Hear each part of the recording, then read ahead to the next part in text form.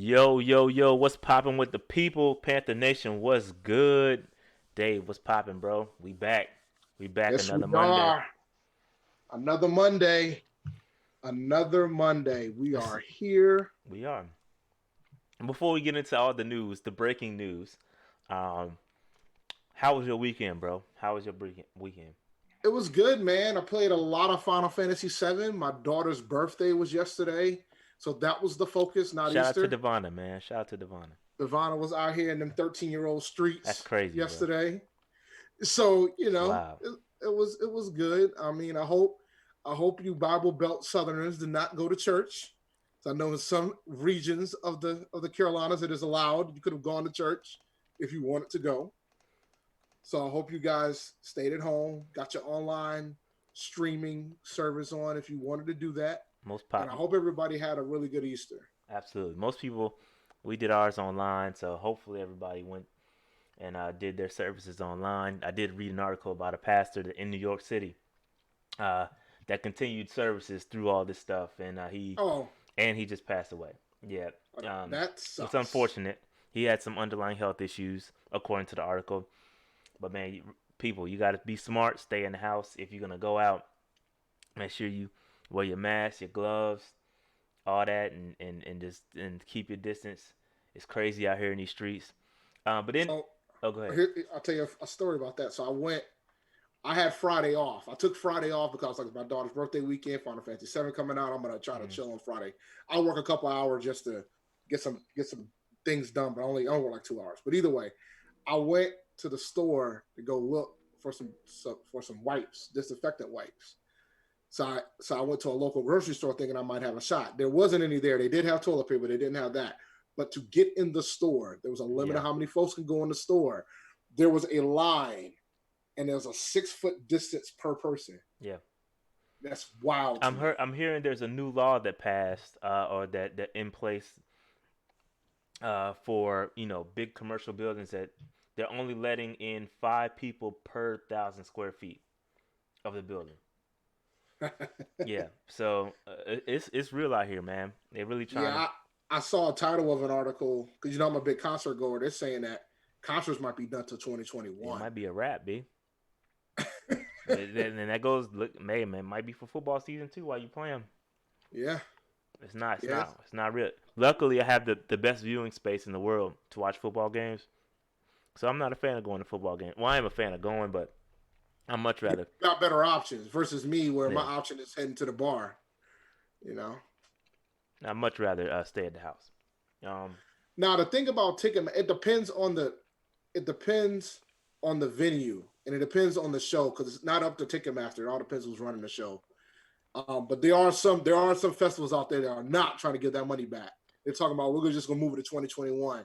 You can actually fight that though if you want to take the time to do it. And a lot of folks have time right now. So, but yeah. yeah, So, in anything you binge watching right now? What's your binge watch? What's your I started Ozark. quarantine chill?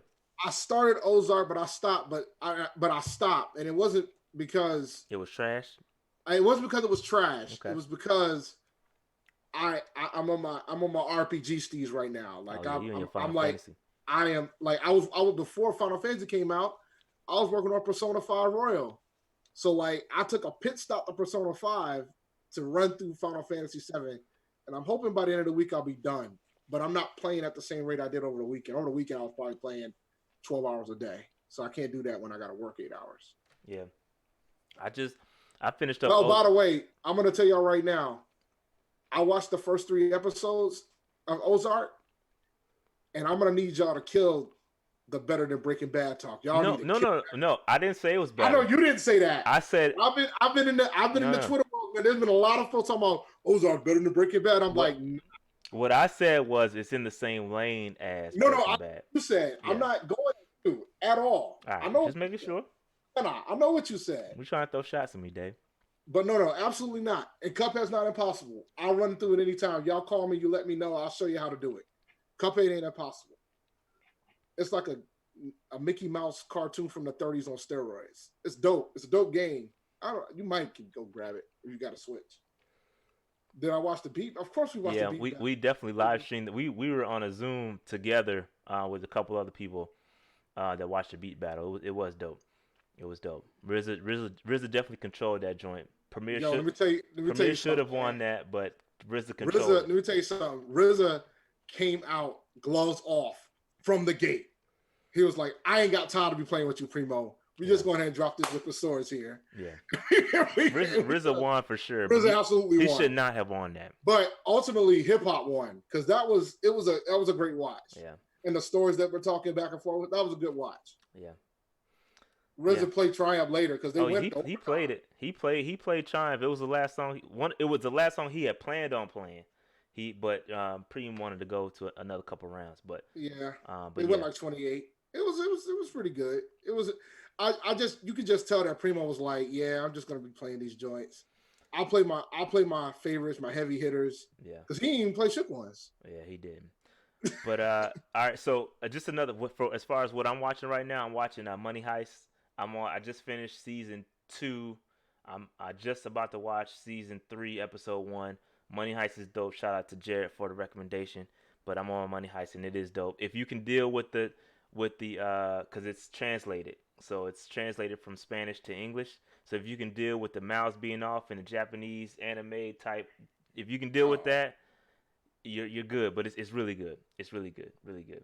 But anyway, did you so watch the horse competition?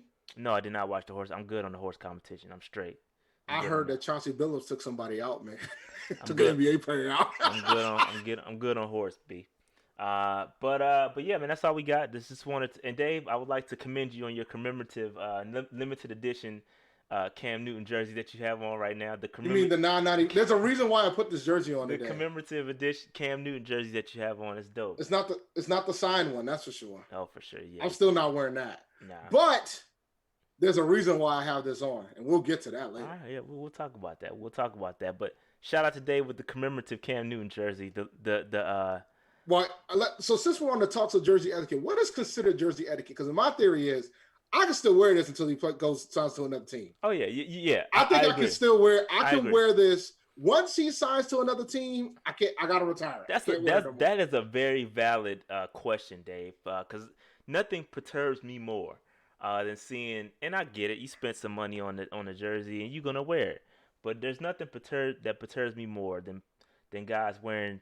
Even Steve Smith. Like I couldn't see a Steve Smith jersey until he retired. I don't want to see the rate. I don't want to because he plays for another team. So I'm good on that. I don't want to see no Cam Newton jersey. It's good for right now. It's good for right now. No, it's good for now. But once he signed with another team, it's gone. Man, we gotta let it go until he retire or come back, man. We gotta just let it rock. Hey, he's theirs. Let the old stuff go and get you a Teddy jersey. Let's rock the Teddy jersey. Get the 5. Let's be loyal. I don't even know if that's his number because I think it is 5. Parladay has 5, so I don't know. Maybe it's not 5. The roster, the official roster on Panthers.com, they haven't updated numbers yet. So I'll be interested to seeing. Yeah, Luke is wearable. Luke is wearable. That's fair. Oh yeah, Luke is absolutely wearable. Luke ain't go to no other team. So he retired. It is 5 confirmed. We sure? Because I haven't seen him on the website yet. But if it is, shout out to Teddy with the 5. Get you a Teddy Bridgewater. We rocking with the home team, B. I recommend holding off until we have a season. Like save your coin, or if you get a discounted rate of a Teddy Bridgewater, here's your opportunity. Because I know the NFL right now is printing them jerseys, and they might have to put them on sale if they don't have a season this year. So that's true. That's true. All right, let's get into this. Let's get into this this data that we have. Listen, we're not gonna jump right into the CMAC stuff. I'm gonna be honest with y'all because it doesn't flow in. This information came in late. Okay, so there's a flow that I gotta go with. So we don't expect to watch this and us jump right into CMAC because it's not gonna happen. No, it's called. We're trying to upsell it. Like we're gonna go through. We're gonna get through this content. We're about to get through this content. Is that what we're doing? And then we're gonna talk about the breaking news. That's funny. Yeah, that's what we're doing. That's what we're doing. So again, Spotify, you can find us all that good stuff. Got to keep that there. But Dave, let's talk about these new Bucks jerseys. Do you like the new Bucks jerseys? Oh yeah, Luke is absolutely wearable. Luke ain't go to no other team. He retired. Okay. are you talking about the ones from 2002? Those are definitely 2002 jerseys. Yes, the new old Bucks jerseys. How do you like those joints? Yeah, all right. They're Yeah, cool. I mean, I like out of all the Bucks jerseys that I've seen since in my lifetime, these are probably the best ones they've had. yeah, But these are the 02 jerseys. But it also shows that they knew that alarm clock was trash too. yeah. They knew the alarm clock was garbage. Them joints was fat. Them joints was garbage. The little pewter joint is cool. I like the little pewter, all pewter look. Some people don't like it, but it is what it is. It's an upgrade from it's an upgrade from the clock. Yeah, That's for it's sure. better than what they had. They just went back to the old ones they had. Those are exact same ones that they have. I think that except for that, no, I think the old ones had the orange in it too, if I'm not mistaken. But yeah, but shout out to them. Shout out to them. Just wanted because there's a lot of New Jersey flavor in NFC South. So we'd be remiss if we didn't talk about it. But shout out to the Bucks. They got some New Jerseys with Tom Brady coming in. It's like a whole new swag coming in. They feeling themselves right now. So shout out to the Brady Bucks. probably the reason why. Brady was like, yo, Of you better course. get them old joints. You can't be out You here gotta get with the orange sickles and the yeah. He said look, man, I'm not about this winning life, yo. You better Facts. put them jerseys on when y'all actually look like y'all were winning. Facts. Be coming up here with these alarm clocks, ding dongs, and bing bongs. Nah, we good. That's funny. But yeah, but what about these though, Dave? What about these Falcons jerseys though? Trash. I didn't even wait for the slide. Yo, True to the dash. what about these? They Terrible. got these little yo, I died. Trash. Yo, I died laughing when they said that red joint looked like the old school FUBU joints with the fade. Yo, I died, yo. That faded joint. At first, I was like, all right, that's pretty cool. But then I was like, yo, that's definitely the old FUBU joints for sure. Trash, Yo, yo. them joints is. I mean, they alright. No, they're not. They're not. They're gonna do just like the Bucks. They're gonna change them joints back to more in about 2 or 3 years. Them joints are somebody called them XFL unis. Garbage, that man. Is funny. Terrible. Is funny. Yeah, but I will give them this though. I do like the matte black helmet. I'm gonna give them props on that. All right. The matte black helmet is tough. But like it doesn't say. But too bad they didn't put the helmet on the entire jersey. Yeah. Because it still doesn't change the fact that it's trash. That helmet's not going to save the rest of that shit that I got to look at. Yo, the throwback FUBU jerseys had me dying. And then of course the Panthers social media team goes in and throws shots at them, but they was flagrant for what they tweeted back. That was flagrant. That was below the belt, dog. It was below the belt, but you know what? I can't be mad at it. Because that's how you're supposed to fucking respond. Yeah, it was. That's how you're supposed to respond. It was. That's what you're supposed to do. They're still trash. Like, let's be clear. These are still trash. Yeah. These are terrible. Definitely one of the worst jerseys in the league right now. And we got to see it twice a year. Yeah, they're not. Maybe good. If they don't have a season next year, they'll figure this out. And so Dave, that brings me to the question: do you think it's time for the Panthers to upgrade themselves? Hey, the more I think about it, man, I'm like, yo, our joints is all right. Like, I don't know how much you could tweak them. Like, what can you do? I'm afraid. Yeah, that's what I'm saying. That's what I'm saying. I'm with you, unless, Dave. Unless you do like a silver joint, the silver and black. Like, so you just talking about adding the color. You're not talking about tweaking the whole uniform. No, because they're fine. Like they're not like you change. Like you probably could add a couple things here and there. But it ain't worth something coming out like this. Like if I'm up here and I see a jersey and it says car in front of one, I ain't buying it, man. Car, not CLT. Oh, we can't do CLT because it's it's gonna be car. It'll definitely be car. It'll definitely say car. It'll be car. It'll be just like you remember back when ESPN had Monday Night Football used to do it too. ESPN had Monday Night Football, and it would just do the symbol like car. It was ATL and.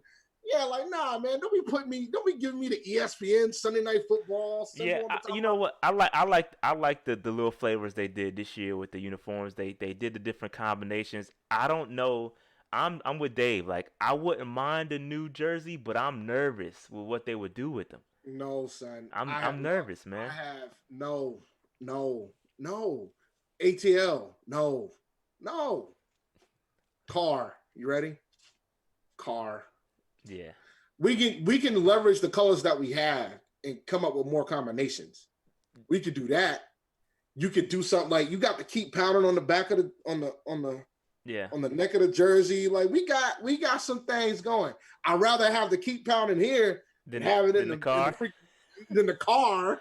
Like, Yeah. or KP. Nah, man. KP. I'm not interested in taking these risks here. I feel you. Nah, I'm with you. I was nervous too. Now the new helmets, I agree, Joseph Broach. New helmets, I'm in. Change the helmet. You can change the helmet. Get a black helmet. I'm in. Yeah. I'm there. Like if you want to do the all black and change the helmet to black, I'm in. But don't be out here adding like additional characters above the number. Don't do that. We good on that.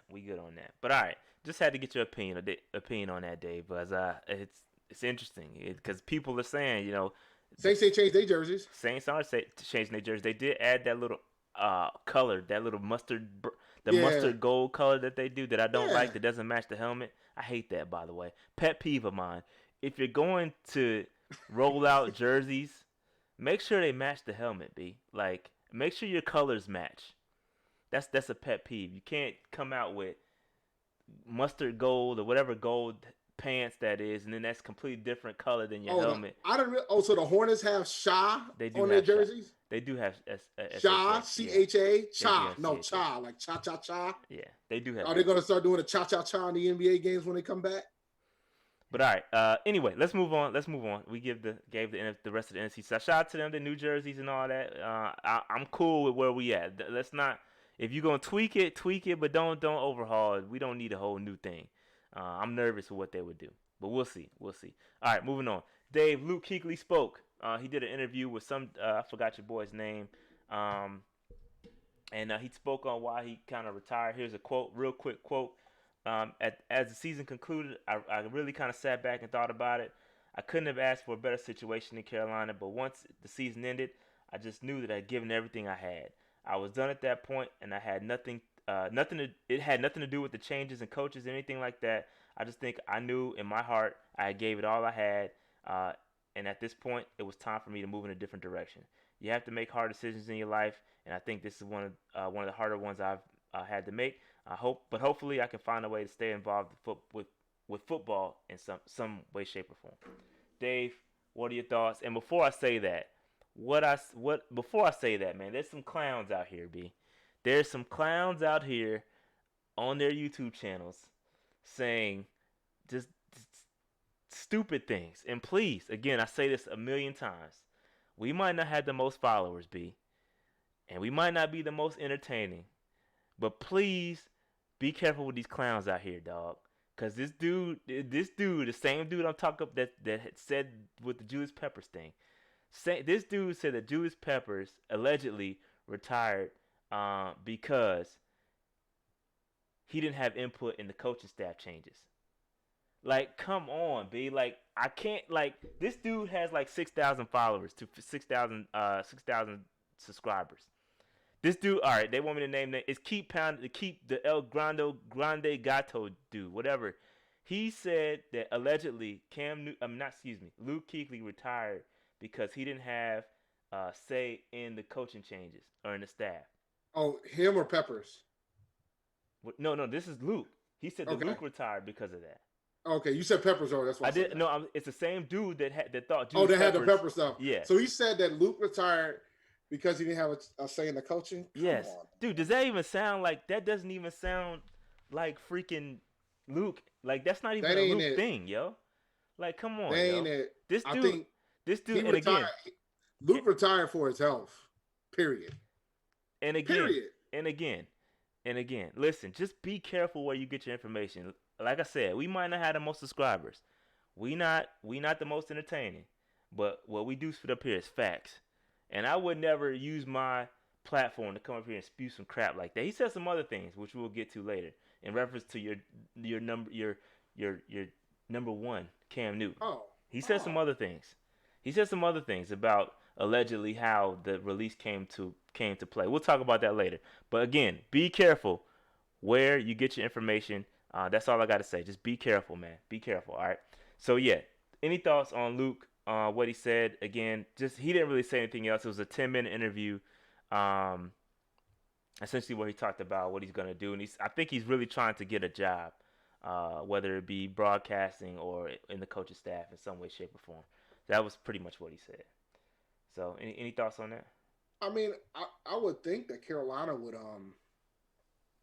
would bring him back in. Yeah, no, I would think. it's obvious, obvious. Yeah, like I think that could possibly happen. I Yeah. think So to Marcus's point, could you imagine seeing Luke up there with Tony that would Romo, be both of them insane. calling plays out? You know, Luke diagnosed shit in the like he's elite at that. So he could see exactly what's going on. Just imagine them two together, bro. That'd be crazy. Oh, that would That be would be insane. crazy. That would be crazy. My fault. Go ahead. What was you saying? Nah, I think Luke is he retired because of his health. I think that was the main crux. I don't think it had anything to do with the coaching staff at all because Luke's not that type of person. Yeah, he's not that guy. Luke is gonna play for whoever's there, and he's gonna respect the coach. You know, I think it was about his health, man. He had a lot of concussions, and it sounded like he played with a concussion this year too, and didn't say. Yeah. Yeah, no, I think it was to not only his health, Dave, was to preserve his health. I think Yes, that's what it was. It was just keep his mind and body sound. That all the concussion stuff going on with these players after they retire. I think it was to preserve his health. So shout out to Luke Kuechly. Just wanted to give him some quick flowers on that interview that he had. All right. So let's move on. Let's move on from Luke. Shout out to Luke, man. All right. So Matt Rhule, he also spoke to the media, Dave, and I have some points. I have some points that I I pulled. actually caught some of this. Did you? Okay, so I pulled some points from this, and was I the only person? This is just me. There may be conspiracy theorists, Rashad. All right, so I was Uh thinking oh, just conspiracy theorists. because now So you no, I'm see just saying conspiracy just Ethan, my man, and now you about to conspiracy get theory. your But see, I'm saying it. I'm saying conspiracy theorists. I'm manning up about mine. I'm not gonna speak it as fact. But his connection had some issues and some odd timed answers. B, did y'all notice that, or was that just me? Was that just me, or was his signal like a little weird, and it would kind of flake out at certain points when he was answering questions? A little bit. I don't know. Maybe it's just me. I don't. Maybe it's just me. Maybe Maybe it's you just need to me. get a new internet connection. It's not me. It's him because I rewatched it and it's the same. Nah. I mean, maybe a little. I don't Because I know. didn't watch the whole thing though, so I watched a couple minutes of it. All right, maybe it was just me. It was just me. It was better. It was better than Teddy's Better than connection. Teddy. It was better than Teddy's connection, for sure. But it wasn't better than Robbie Anderson's. It wasn't better than Robbie Anderson. Robbie Anderson got the best Wi-Fi. Matt Rhule, you got to step it up. Step your Wi-Fi game up. But all right, so let's go through through some of these points because a lot of people saying they didn't watch it. I pulled a bunch of points. Let's go through them. All right. So on Cam Newton's release, um, he kept saying move forward. He said move forward a lot. He said it was best for the team to move forward, and they saw the opportunity to get Teddy, and Teddy was a better fit because of the fact that he knows the offense has the relationship with Brady, and it was not a comparison. He mentioned that, and it's hard when you see these tweets go out about the interview, and they say that they pull these things and they're kind of out of context. Um, but they kind of pulled that first part and said Teddy was a better fit and just left it at that. But they left out the part that Teddy was a better fit because he knows Brady, because he knows the system, and they left out the part that he specifically said this is not a comparison between Teddy and Cam. He said he knows Cam's going to be a great player moving forward, but he just felt at the time, and I agree, it was the best time for them to cut ties and kind of start over. So that's kind of what he said about Cam. Any thoughts on that? Nah, I mean, It's nothing groundbreaking. Nothing nothing groundbreaking. groundbreaking that he said. I mean, of course, I always have the conversation about getting your guy when you become the new coach, especially when it comes to the quarterback position. When Rivera got hired, he went to go get his guy, and now we got Matt Rhule, and he's getting his guy. Yeah, and then it's important that coaches get a chance to grab their quarterback too. I think that's a very. We used to say it a lot. We used to say it a lot back in the day.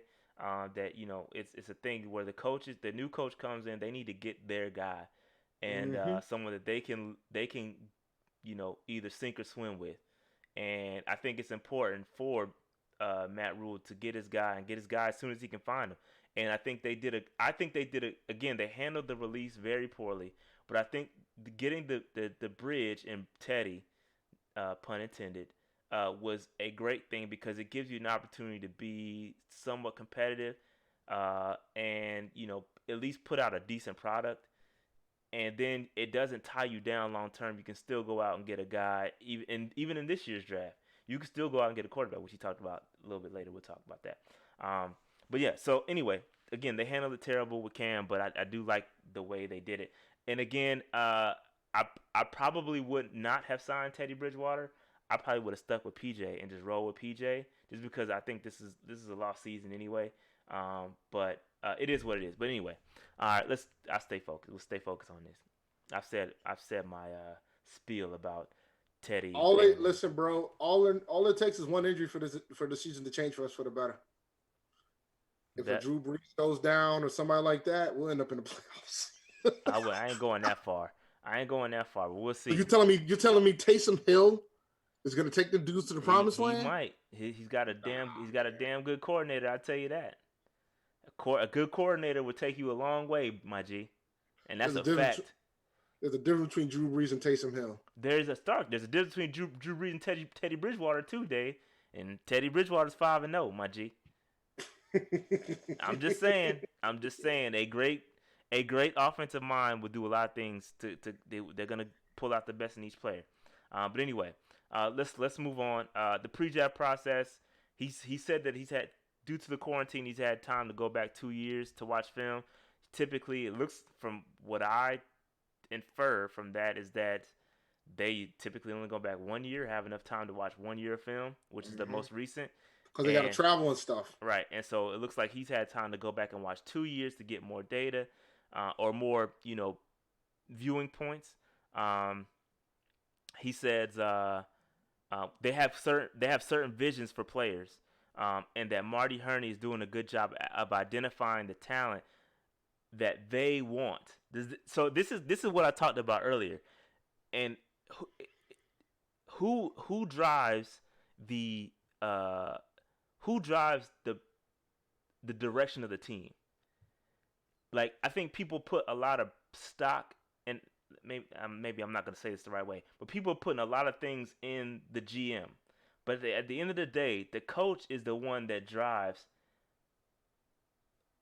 The coach is gonna drive the ship. Okay, the direction of get you the right player. He's gonna say, hey, this is the guy I want. The GM has to go get that guy and do it the right way in the context of the draft, or excuse me, of the cap.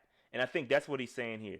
He's saying that they have a certain guy they want. Marty's gonna find it. And again, when we talk about these virtual visits, you'll see kind of what's going on here, and we'll kind of see how the process is molding.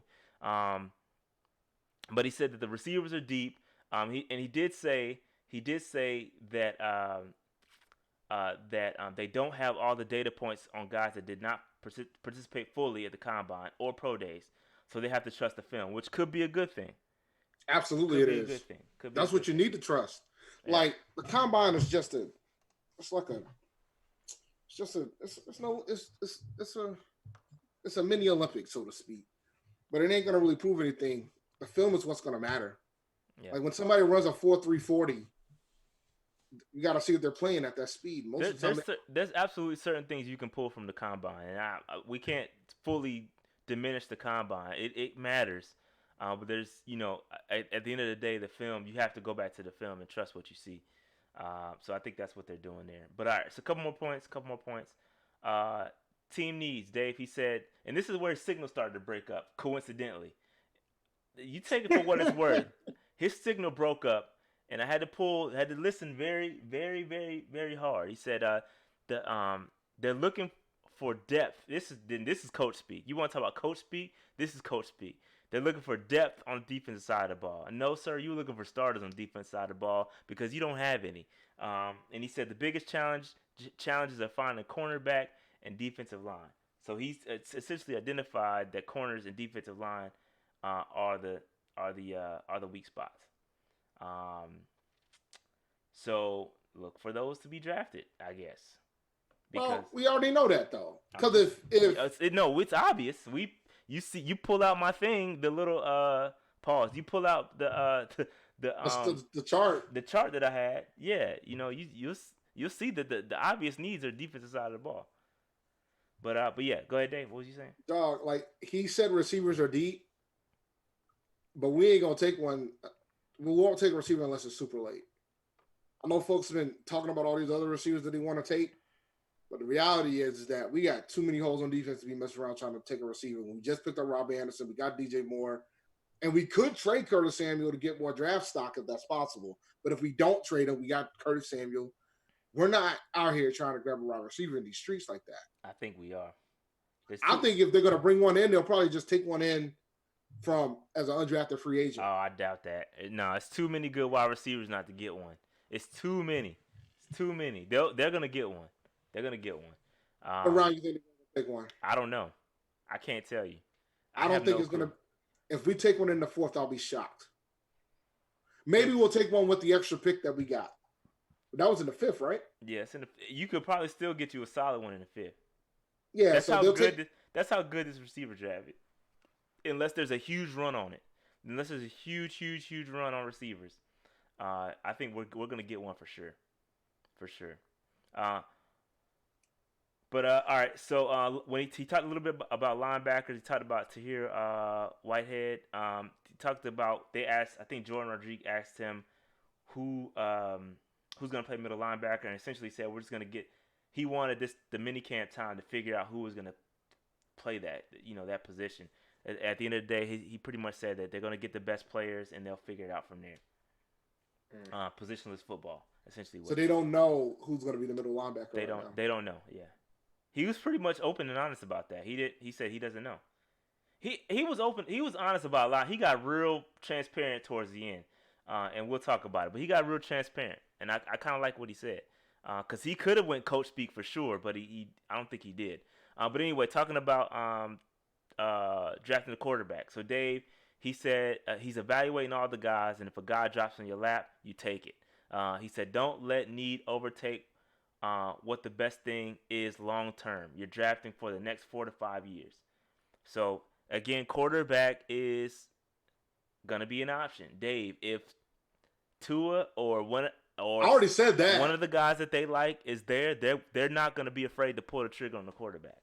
So I want people to prepare themselves for us drafting the quarterback. Y'all gonna cry. I'm just saying, prepare yourselves. I'm not saying it's gonna happen. I'm just saying, prepare yourselves. Okay. Be prepared. Yeah. Exactly. With the Aladdin John. Yeah, man. But all right. Go Disney movie. Moving on. Okay. So success in 2020. This is kind of where he got a little bit transparent, Dave. He said somebody asked him what would success look like in 2020. He said it's going to be hard to identify without meeting a team. I know it's obvious. I know that's obvious, but he said the thing that I liked about what he said is whatever the talent is, that's what he wants to play to. So if we're trash, if we're a 4-11 team, he wants to be. If we're a 4-12 team, he wants to shoot for 5-11 or 6-12, 6-10.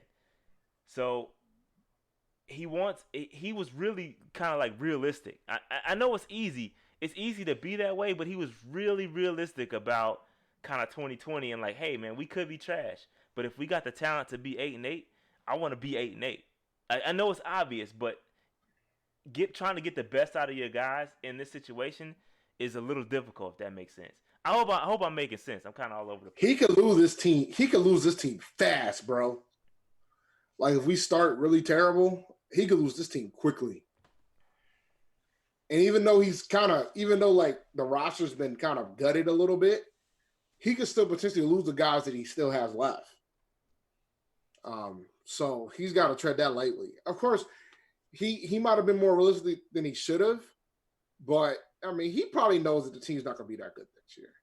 But No, I'll tell you, that's what I'm saying, and that's what I'm trying to say is that he was transparent about that. He was kind of saying he was in his mannerisms and the way he said it. He was like, man, you know what? I'm just gonna try to be the best version of what we can be. If he didn't come out and say, he wasn't like, yeah, we're gonna try to be, we're gonna try to make the playoffs. Like that's kind of not what he did mention playoffs, but it was in the context of something else. But I like the way he said it. That's all I'm saying. But anything else on that day? Nah, I'm good, man. All right. So he dodged this question a couple times. Eric Reed, talking about Eric Reed's release. Dog, you know why? He dodged this joint, and it was very clear to me that he did not want to answer this question. Jordan Rodriguez asked the question to him. She asked a 3-part question. Maybe I'll give him the benefit of the doubt. Maybe forgetting to answer that question, but he also Yeah, that's what I'm saying. But I did when it initially happened, but then he also meant to follow. He followed back up on a couple other questions, which means that he dodged his question. And then I think Scott Fowler or somebody else followed up and asked it again, and then had to ask it again 3 times. They asked him the question 3 times, and pretty much what he said was, some of the decisions are based on what other people are saying, and this was the best decision moving forward. Dave, that's saying a lot without saying a little bit. I know. What do you mean? But we know. What do you mean by some of the decisions were based on what other people are saying, and it was the best decision moving forward? You know exactly what that means, Shot. I'm just trying to. I know what it Stay means. woke. I know what it means. I'm just trying to rage. Has anybody signed him yet? That's funny. Nah, nobody signed him. Yeah, there's a reason. Yeah, I found that very They got the call. They got the call from the office, and it was like, you gonna fix this or what? Very interesting. Based on what other people were saying. Dog, they got the call. Best decision moving forward. The red phone dialed weeks before the draft. The bat phone down was like, yo, that's you know what crazy. You know what? That's crazy. He's done. That's crazy. It's over, man. He out here got franchise records for his position in Carolina, and he's done. He ain't coming back. He's done. Crazy. He ain't gonna sign with nobody else. His career just ended in Carolina. Crazy. Look, man. I don't know if Trump called the back phone, but somebody called that joint, was like, yo, it's time. It's time? Oh, yeah, it's time. All right. Yeah. Kyle Duggar got that man released. Is that what we're going to roll with? Yeah. Okay. I'm not rolling with that. I'm not. Some of y'all shouldn't either. I'm not. Goodell straight up called Tep. Now I'm being what the other podcast is. Somebody call. Oh, yeah. Because ain't no way. Ain't no way. All right. Somebody call. I agree. I agree. That's all I'm saying. That's all. Somebody call. It might not have been Goodell, but somebody important enough called, or maybe a slew of people called, and they just said, "All right, we gotta cut this loose." Rivera ain't signed him yet. Rivera has not signed him yet. Because Dan Snyder ain't gonna let it happen. Yeah, I don't think Eric Reed's gonna get signed, B. He's not. I think he's done. But all right, so let's move on because we still got a lot to talk about, Dave. Yep. The Temple when asked about the Temple connection, this was in context to the Robbie Anderson question, the Robbie Anderson signing. He said, when you have the opportunity to sign guys that you know, you sign them. Free agents had the opportunity to sign elsewhere, but they chose here because of the connections, which is essentially what he said. So he's going out to get all your Temple guys, all your Baylor guys. But yeah, that was interesting, which we'll talk about a little bit later when it comes to the draft. I think those connections will also play out in the draft too. Just keep that in mind as we move forward. All right. So, Dave, I know you can't hear it, but we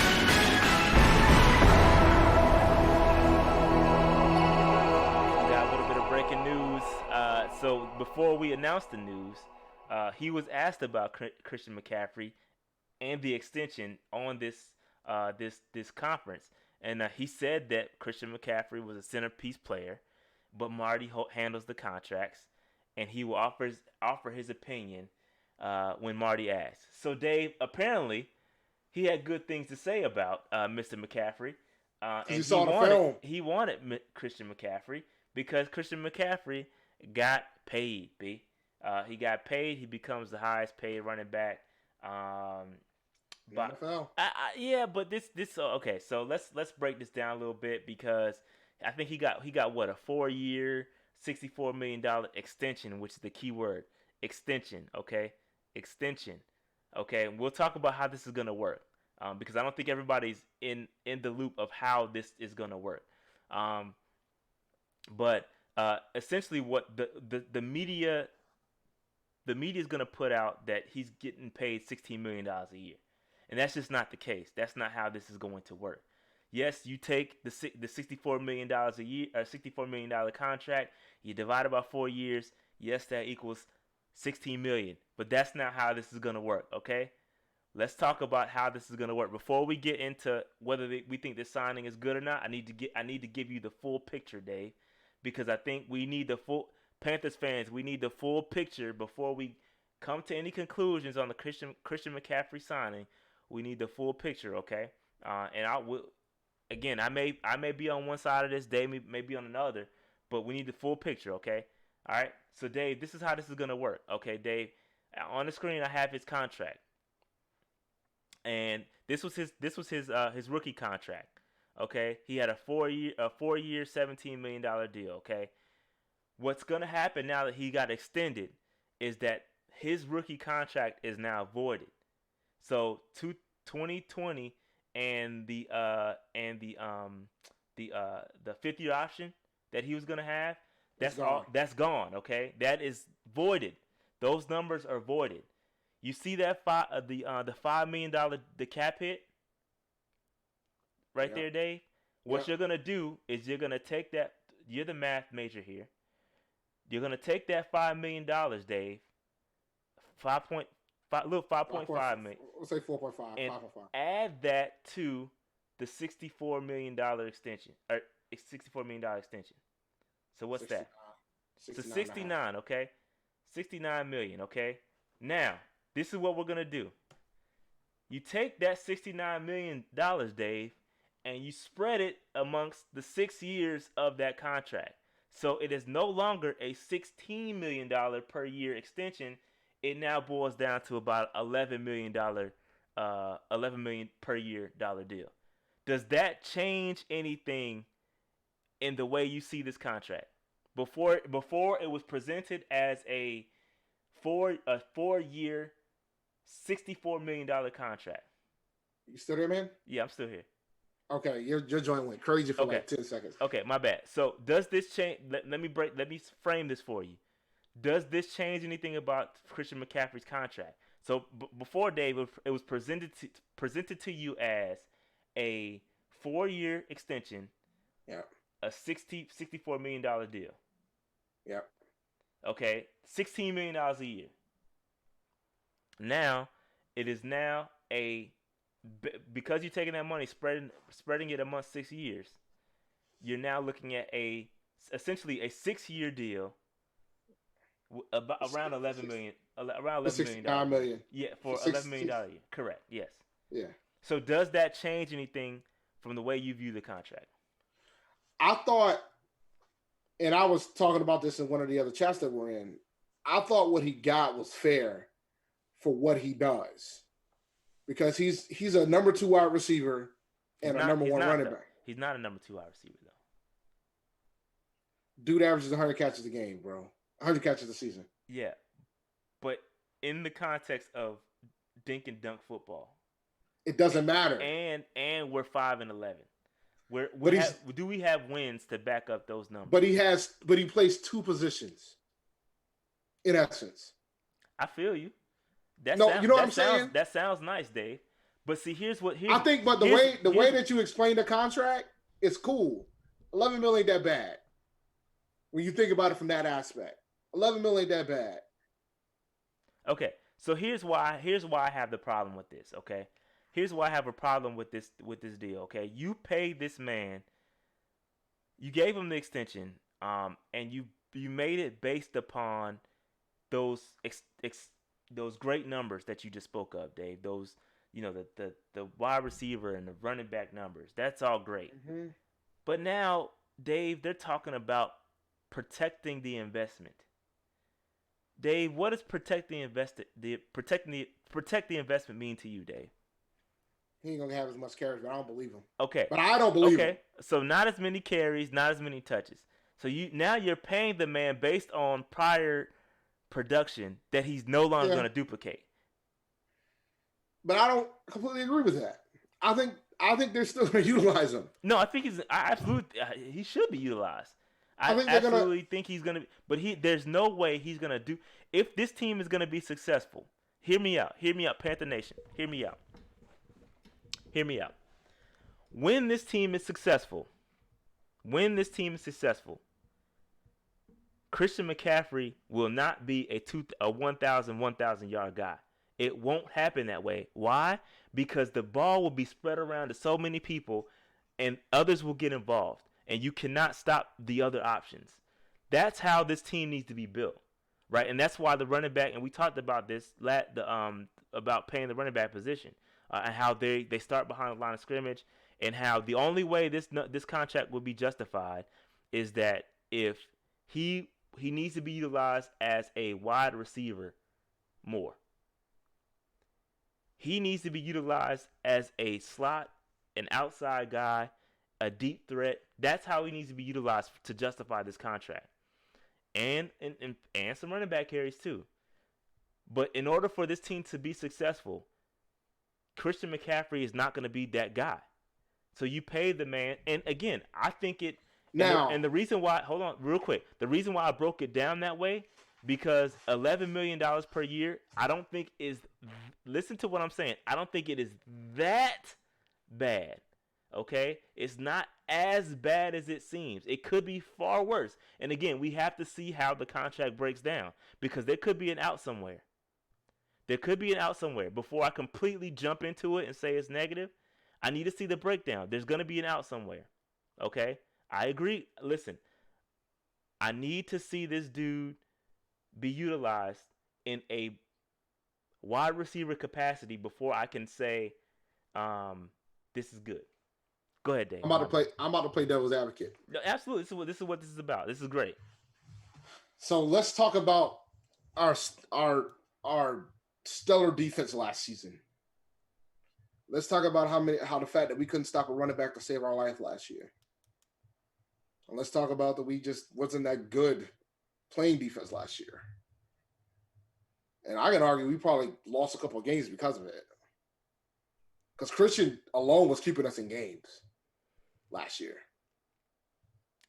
Yeah, but how many of those we at the end of the day, Dave, we shoulda, coulda, woulda. At the end of the day, I get that. No, listen, hold on. But it's still a team game. You can argue about the fact that, all right, maybe we shouldn't have paid him that much, but he's your best player. And they didn't hold that thought right there, Dave. And this is why I think this move happened. This is why it happened now.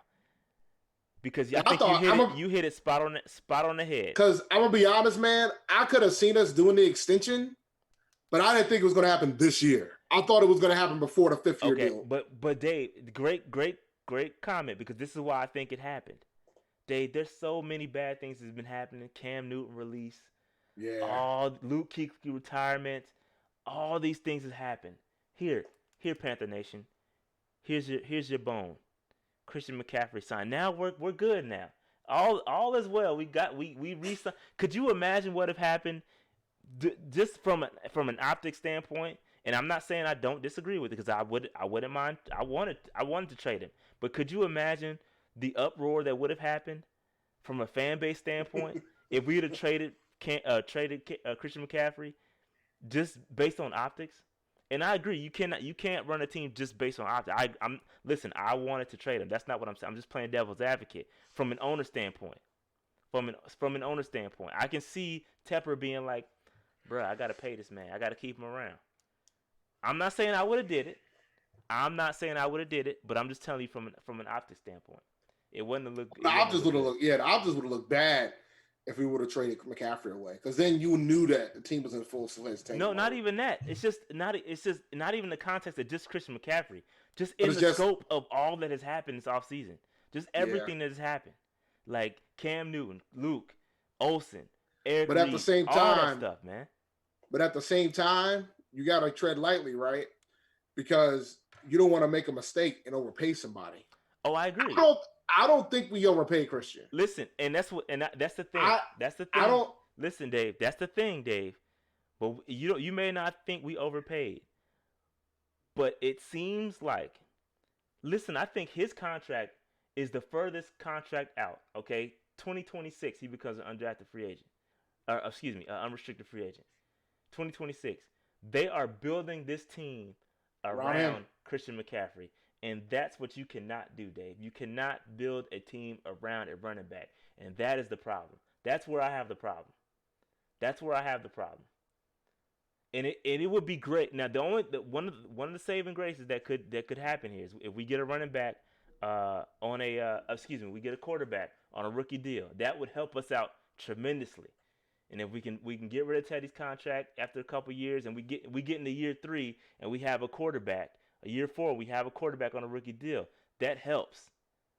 But you cannot build around a running back. That you just can't. You cannot build a team around a running back, and it's tough, man. It's tough. It's tough. I don't think we should have did it. And listen, and this is just coming from, we don't know how Joe Brady's gonna use him. Maybe Joe Brady's gonna line him up out wide. Maybe he's going to line them up in the slot. He's going to move them all around. All that stuff. But I don't know. It's too many unknowns. Okay? Yes. I know there's a certain portion of the fan base that's probably happy about this deal. I'll tell you that. A whole ton of a lot of people are happy about this deal. That's what separates us, this podcast, from a lot of the other stuff that's out there. We're gonna look at it from all the different ways. Yes, there's people that are elated. There's people that are elated at CMC. And listen, here's a quote, not really a quote, but you can't always. This is just me off the top of my head. You can't always pay the great player just because he's great, right? You have to. Yes, he was a good player, but a lot of those stats that he got, they're padded stats. They come in the context of us losing. We are a bad team. Well, time out. It comes in the context that our defense has been horrendously bad. Yes, and so Dave, Dave. So that's a great point, Dave. Our defense has been really bad. So why don't you take that money and invest it in the defense? All the money we spend is on the offensive side this year. Every penny's been on the offensive side. So take that. We've also lost a lot of folks on the offensive side. Agreed. So that's why. Like, it isn't like we kept Cam, we kept Olsen, and we still dropped all these freaking weapons, and we re-signed all these people. We lost folks, man. We lost people. We went from Cam Newton and Greg Olsen to Teddy Bridgewater and Robbie Anderson. Like, we lost people. So it was a gain. Like, they would have had to pay Cam over $30 million a year to keep him. And he ain't going to get that whatever team he ends up with. No, but to keep Cam at this point, that's what it would have took. We would have had to pay him close to $30 million. And it was obvious that Tepper had no interest in paying a quarterback that much money. So now you got this extra money and you're like, well, I probably should put my money with somebody, with one of the best players that I have on this team. They paid Shaq. They're paying him. They see those two guys that's going to take this team forward. And the Shaq signing was before Matt Rhule got hired. So for Rhule, this is he's riding on this guy. It's a 6-year deal. How long is Rhule's coaching contract? It about lines up. So about, I think it's a little bit under that. I think it's a little bit. It's 7. It's a 7-year deal, ain't it? 7-year deal. So he'll a little. So Christian got 6 years. Yeah, they line up together. So like they're hand in hand at this point. There's two things that I'm waiting for. Okay, before I go rails against, I'm fully against it. Okay, there's two things I need to see. One, I'm gonna see a little bit sooner than I'll see the other. Okay, before I say I'm completely against it. One, I need to see how the contract breaks down. I need to see where because this deal could be completely backloaded where we have an out. Okay, I need to see how the contract is structured. I don't know how the contract is going to be structured. I need to see that. Number two, I need to see how Christian McCaffrey is going to be used. If you line him up as a wide receiver too, if you line him up, by the way, I appreciate all the super chats. I'm trying to get all my thoughts out, but I'm not missing you. I promise. I see it. Um, but I need to. If you're gonna use him as a wide receiver too, full time, that might be wide receiver two money. To 10 million is wide receiver two money, Dave, and that's kind of where we at. And you sprinkle him in at running back, okay? But I don't know that's how they're gonna use him. I don't know. I don't know. I want to respond to D'Angelo the Legend. Teams don't win Super Bowls with high-paid QB running backs. They don't win them that often with high-paid quarterbacks either. Truth be told. That's true. They get them on their rookie deals. Pat Mahomes is on a rookie deal. Yeah, but they also had an undrafted free agent running back, and they won it. Yeah. That has a very similar skill set to the guy named Christian McCaffrey. Look at Raheem Mostert. I mean, we did not have to do this. But they did. But the 49ers also had Tevin Coleman. They paid him, which was a mistake. Imagine what they could have did with that money. Imagine what they could have did with that money they had in Tevin Coleman. Imagine, you're speaking my point. That's my point, Dave. Imagine what they could have did with that money that they had with Tevin Coleman. And who else did they have? They had your other boy too. They paid 2 running backs, didn't they? Yeah, they paid McKinnon, but McKinnon didn't play this year. And then they had who was the other guy that was there? Breeder's there. Breeder, yeah, another undrafted guy. Yeah. Another undrafted guy. That's my point. We didn't have to do this, man. And listen, I get probably they felt a little bit pressure. Maybe Christian McCaffrey was going to hold out, and maybe they just wanted to get this ish over with now. And I agree that I'd rather them do this if they were going to do it. Listen, if they were going to do it and this was the plan, I like the way that it's structured so that the deal spread out over the 6 years. I like the way that if we were going to do it, I like the way they did it. They did it the right way. Did we have to do it? No. That's my question. I mean, that's my point. We didn't have to do it, but I do like. But the thing is, Rhule had to be open for it, man, because Rhule's putting his NFL head coaching opportunity on him. But that's my point. You can't put that on a running back. But that's what he wanted to do. That was his call. That's not smart. Put that on the quarterback. We don't know that yet. We don't know that. Like, based on history, yes. But we got to figure out what they're going to do. Their defense need to get better. That is a fact. Their defense has to get better. The defense can't be what the heck we saw the last 2 years. Period. All right. So the defense has to get better, and then we'll see. You know? All right. I'm curious about what Brady's going to do with this guy. Joe Brady's going to do with this guy. You got to go back. Go ahead. Because if you're gonna pay him that much just to be a between the tackles guy, he's not. That's not the case. I don't think that's not gonna happen. I think Brady's gonna get creative. I think he's gonna find. I mean, if you want to really look at how Peyton uses Kamara. That's what you're gonna see more or less. Then you could sprinkle in some LSU film. So now I'm curious, because with a deal like this, it kind of changes. There's a lot of running backs that's coming after him that are going to be like, yo, what's good? So, like, somebody like a Kamara. Kamara tweeted, had the money eyes. So these dudes going to be looking to get paid. I don't think the Saints are not going to pay him. Kamara will be on another team. I will guarantee that. Kamara will be elsewhere. So maybe that was the strategy, man. Get these guys out of the paint. Get Kamara out of the division. Just get him out of here. And that's a good way to run him off. Just get him out of here. Because there's a lot of running backs that have not gotten paid yet. Kamara's one. Barkley's Saquon's going to get paid because Dave Gettleman is the GM. So he's going to get paid. Bump. Yeah. So he's going to get – who else is looking for a check right now? Poor Melvin Gordon. Yeah, Melvin. Yeah, poor Melvin. But look at what Eckler got paid. I mean, Eckler offers the same thing that Christian McCaffrey does. It's kind of the same guy. Very similar. Yeah, no, ain't no very similar. Eckler's not as big as McCaffrey. Ain't no matter how big he is. I'm talking about what they do. They are essentially the same guy. Derrick Henry's about to break it though. Nah, if they wanted to pay him, they would have paid him. They franchise tagged him for a reason, which is probably the right thing to do. Yeah, because I'm a top 10 pay for the position. Yeah, I think it's. I don't know how much the tag is. I have to look it up. But Derrick Henry's gonna break the bank. I don't think he is. Somebody might pay him, but I don't think that should be the right thing. Anyway, moving on.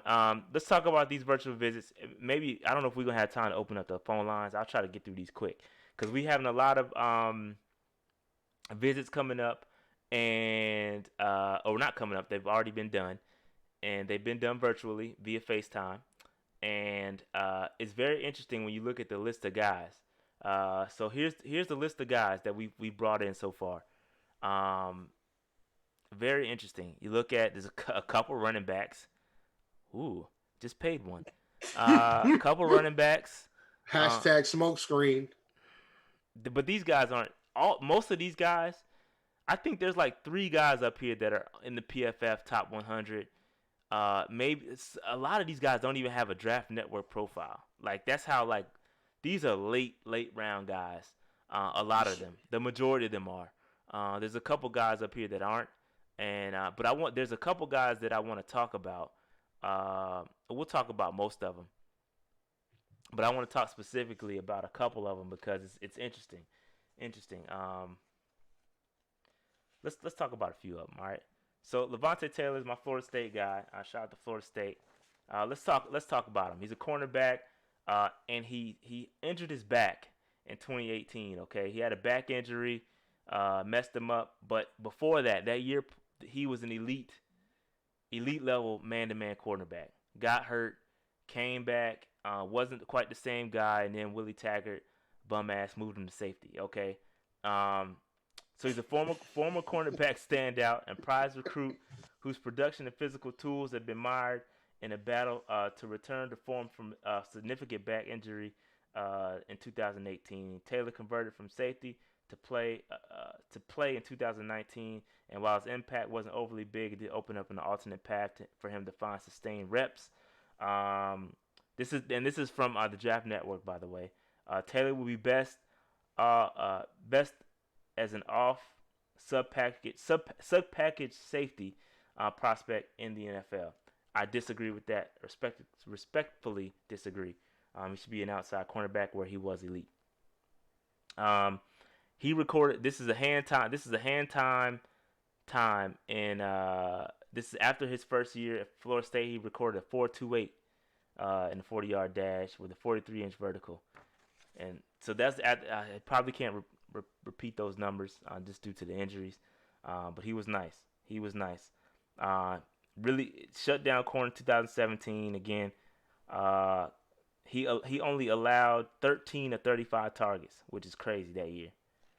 So he was a nice cornerback. Injury set him back. He's going to be a day 3 guy, but has a lot of upside. I think he's super athletic, and we'll see. Again, all of these guys, most of these guys are day 3 guys. I think I'll talk about it when I wrap up, but a lot of these guys are day 3 guys. This dude, Siwo Olenua, something like that, whatever. This cat is a 6'3", 240-pound running back. Dave, short yardage guy. He's not very fast. Kind of reminds you a little bit from a size perspective to Derrick Henry. He can receive. He can catch the ball. Ran a lot of shallow route combinations underneath. He's got clean hands. He's got low mileage, which is key too. Low mileage. Heavy hitter, short yardage potential. So he's could be your short yard change of pace back. That should protect your investment guy. shouldn't be protecting anything at this point. That's the guy that's going to ruin fantasy teams everywhere next upcoming year. McCaffrey gets knocked down at the 2, and then this guy walks in and gets the 6. Yeah, but I think this guy, I think he's going to be undrafted. He's an undrafted guy. I don't think he has a ton of tape. He doesn't have much tape. But again, he split the backfield. He ran a split backfield in college, so he wasn't the guy in college either. So they're asking, what about Scarlett? Scarlett wasn't drafted by this regime, so he could be out of here easily. And they can't look at him. They can't look at him because this whole COVID they stuff. look at the plays that he played in the preseason and a couple plays he had in the league, and that's it. Yeah. So he's out there. They're looking at him. Amik Robertson's another guy. Let me see. Amik is he's nice. He's a dog, B. But he doesn't. I couldn't figure out how to get this dude's Draft Network profile.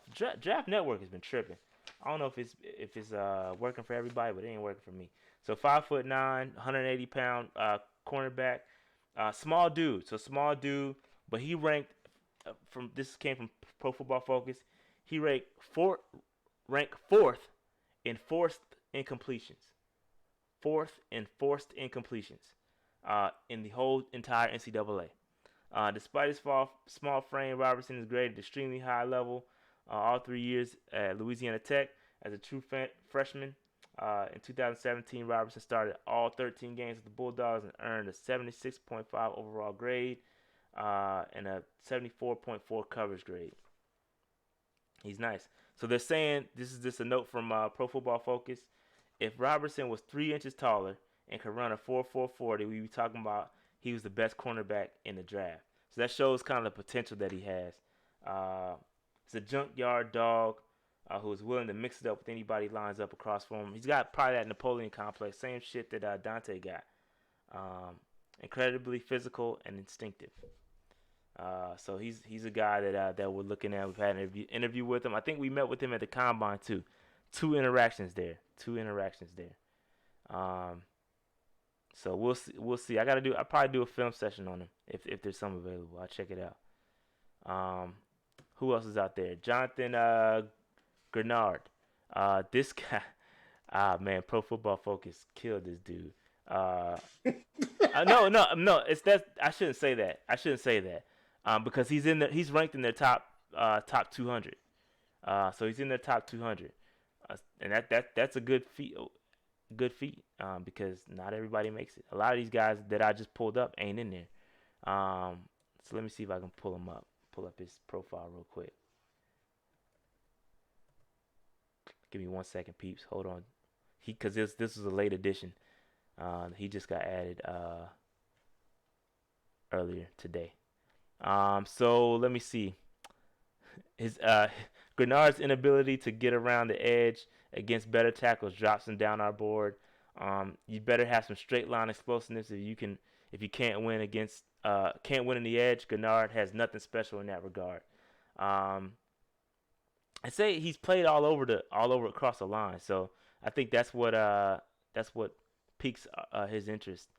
Piques our interest in him. He's played all over the line. He lacks bend. They compare him to Shaq Lawson, actually, which is a very interesting comparison. Lawson. Yeah. Some of the best hands in the country, consistently controls the interact. It's a plus for him. Natural feel for setting up offensive tackles with his pass rush. Very disciplined against the run.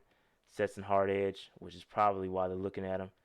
But yeah, man, these are some of the guys. Again, these are all going to be late guys. We're talking about day 3 guys. We're not talking about any first round, second round, or third, probably even third round guys. Which brings me to my next point. I wonder why that is, Dave. Why is it that we don't have any major interactions with like top round 1 through 3 guys? That just baffles my mind. Then I think about it. I sit and I think about it, Dave. This dude Rhule's got a lot of connections. Mm-hmm.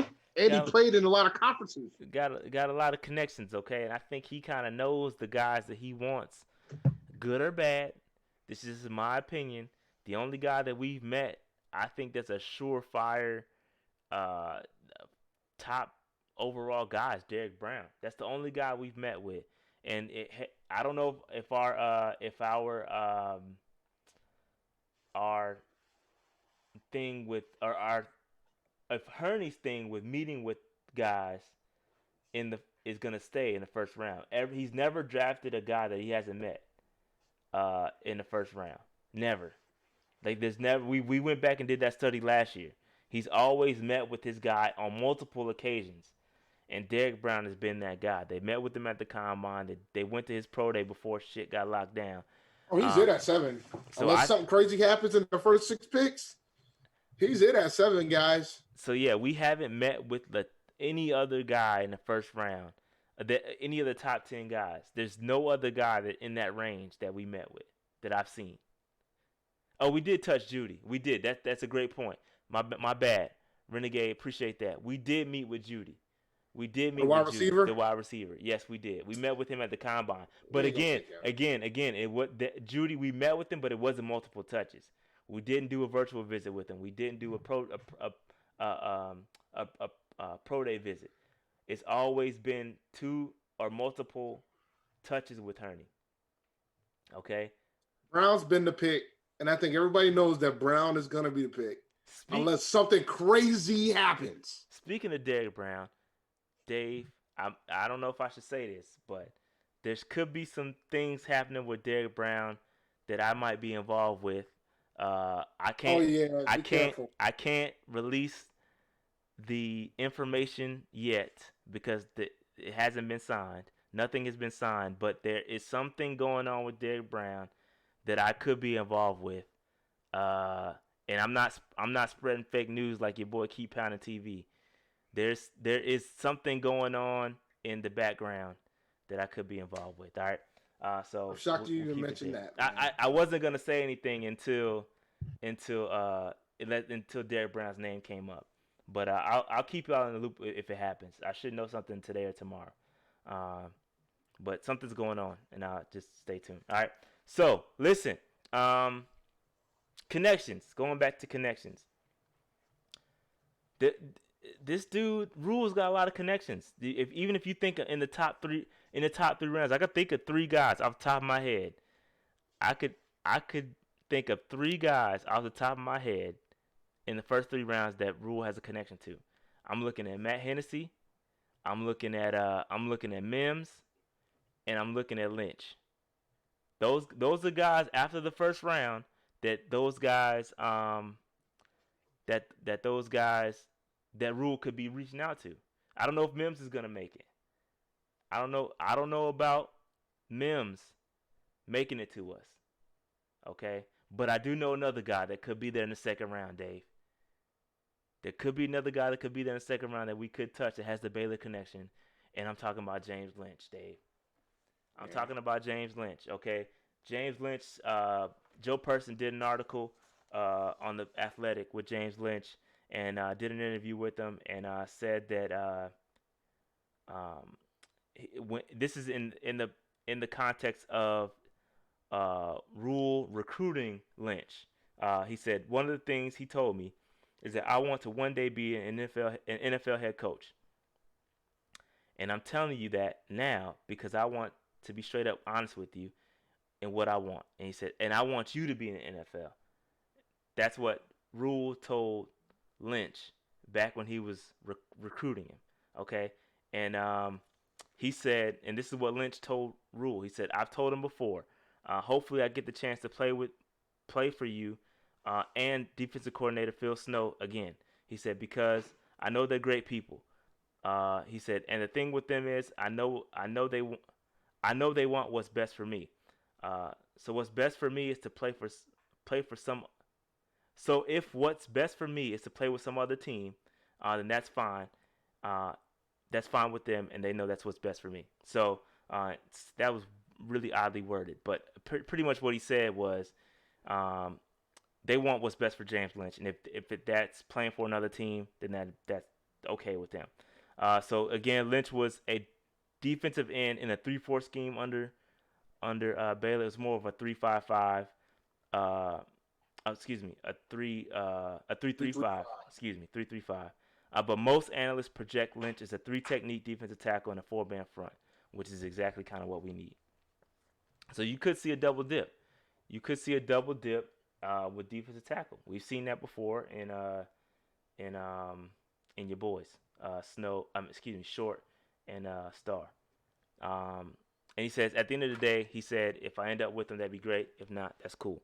So James Lynch, I've seen him as high projected in the second round. I've seen him as low as the sixth round. I don't know where he's gonna go, but if you look at the interviews he's had, if you look at the way the draft order goes, we pick in front of most of these guys except for the Bengals. Bengals and yeah, we pick in front of everybody. So let's say the second round comes around, the only people we wouldn't be picking in front of them is the Bengals, if I'm not mistaken. That's correct. Okay, thank you. So we would get ahead of anybody.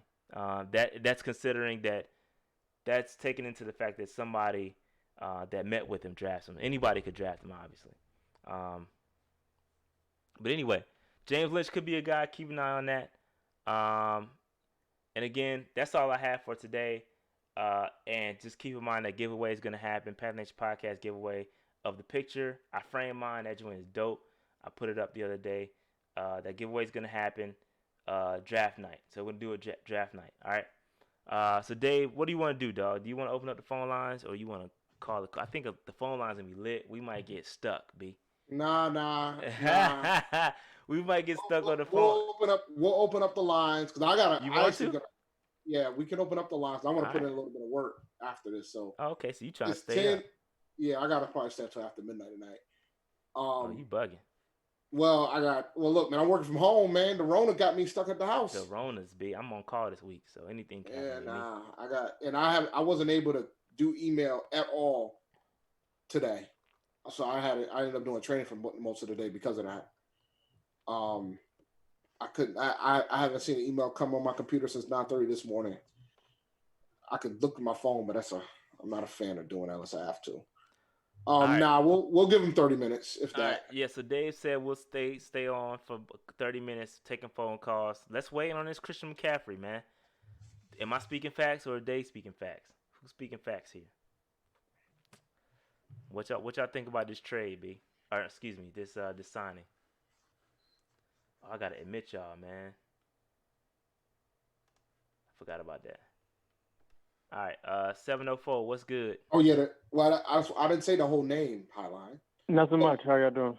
No, doing all right, man. What's good, broski? Chilling, trying to survive, but glad I got in here before.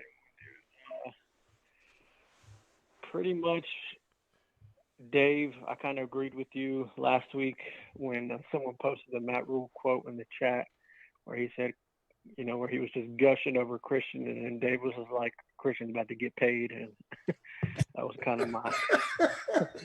I was kind of like, yeah, and I do. When Dave said we got him at a bargain, I kind of. And again, I wasn't the only person I was willing to re-sign now was Moten. I was willing to, like Shad said, I was willing to trade him for a first.